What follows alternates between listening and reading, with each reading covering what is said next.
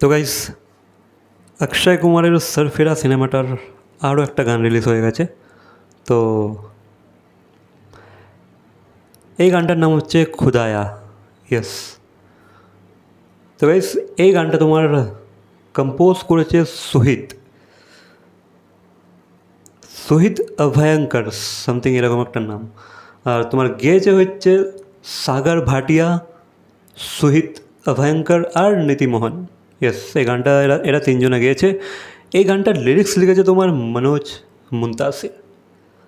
বুঝতেই পারছো, সেই আদিপুরুষের ফেমাস আইকনিক লিরিসিস্ট, যে আদিপুরুষের ডায়লগস রাইটিং করেছিল, সেই মনোজ মুন্তাসিরই এখানেও সারফিরার দুটো গান দেখলাম, দুটো গান শুনলাম, দুটোতেই মনোজ মুন্তাসিরই লিরিক্স লিখেছে।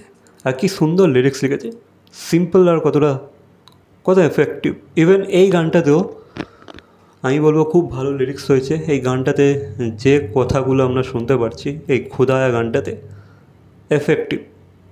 এই রকম একটা গানের মধ্যে যেমন লিরিক্স দরকার সেটা মনোজ মুন্তাসির বেশ ভালো করে লিখেছে। আর কম্পোজিং তো বললামই তোমাকে, সোহিত অভয়ঙ্কর করেছে। ইভেন সোহিত অভয়ঙ্কর এই দুটো সিঙ্গারের সাথে সে গানটাও গেয়েছে, ঠিক আছে। সে কিন্তু গানও গেয়েছে আবার কম্পোজও করেছে। তো এই গানটা আমার বেশ লেগেছে। গানটাতে আমরা একটা স্টোরি দেখতে পাচ্ছি যে অক্ষয় কুমারের তার ওয়াইফের সাথে, মানে এই ফিল্মে যে তার ওয়াইফ হয়েছে তার সাথে কোনো কারণে একটা ঝগড়া মনমুটাভ হয়ে যাচ্ছে। যেখানে একটা সিন দেখেছো ভাই, ওই সিনটা কতটা র লাগলো আমার, যেখানে অক্ষয় কুমার তার ওয়াইফকে জাস্ট পুশ করছে, একটা জোর একটা ধাক্কা দিয়ে দিচ্ছে। কত রিয়েল লেগেছে আমার সিনটা, কিন্তু খুব এফেক্টিভ লেগেছে আমার। পুরো মনে হচ্ছে একদম রিয়েল অ্যাগ্রেশন। অক্ষয় কুমার কিন্তু দুর্দান্ত অ্যাক্টিং করছে এই সিনেমাটাতে। ইভেন অক্ষয় কুমার এই ধরনের সিনেমাগুলোতে অ্যাক্টিং ভালোই করে, তাকে অ্যাক্টিং লেভেলে অতটা কোশ্চেন করাটা ঠিক হবে না। খুবই র অ্যাক্টিং করে আর খুবই রিয়েলিস্টিক অ্যাক্টিং করে, ঠিকঠাক করে। তো এখানেও সেই অ্যাগ্রেশনটা খুব রিয়েল লেগেছে। বা সেই যে বউ আর বরের মধ্যে, স্বামী স্ত্রীর মধ্যে যে একটা ঝগড়া, খুবই রিয়েলিস্টিক লাগছে। তারা যেভাবে পোর্ট্রে করছে, তারা যেভাবে অ্যাক্ট করেছে, খুবই রিয়েলিস্টিক লাগছে। তো সেই ঝগড়া হয়ে যাওয়ার কারণেই তারপরে তারা একে অপরের ভুল বুঝতে পারছে। বোঝার পর অক্ষয় কুমার খোঁজাখুঁজি করছে পুরো গানটা জুড়ে। শেষে গিয়ে সে তার ওয়াইফের আবার দেখা পেয়ে যাচ্ছে। তো তাদের মধ্যে আবার একটা মিল হয়ে যাচ্ছে। তো এই নিয়ে একটা গান ছিল, এই হচ্ছে গানের স্টোরি লাইন।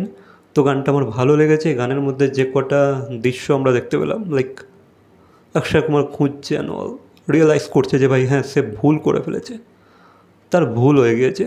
আর সেই জিনিসটা সে রিয়েলাইজ করছে এই গানটার থ্রুতে। গানের লিরিক্স থেকে শুরু করে, মিউজিক থেকে শুরু করে, নীতিমোহনের গায়কিটা আমার খুব ভালো লেগেছে।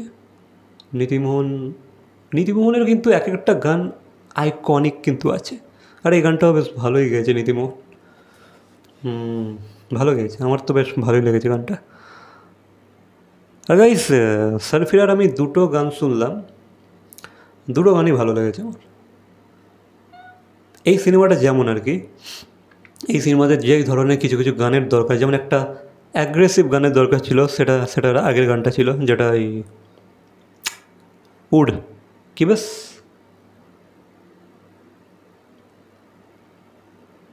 আরে উড়ের আগে কি ওয়ার্ডটা ছিল, তো ওই গানটা আর এই গানটা খুদায়া, আমার দুটো গানই বেশ লেগেছে।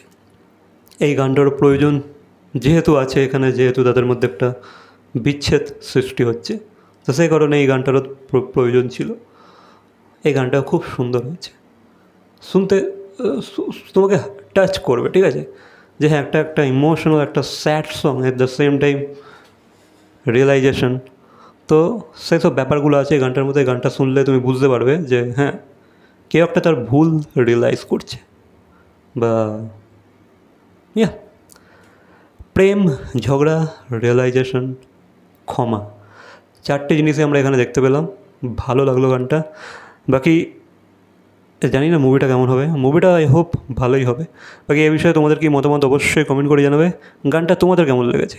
ভিডিওটা ভালো লাগলে লাইক, কমেন্ট, শেয়ার, সাবস্ক্রাইব। তো দেখা হচ্ছে পরবর্তী কোনো ভিডিওর সাথে। Till then, by.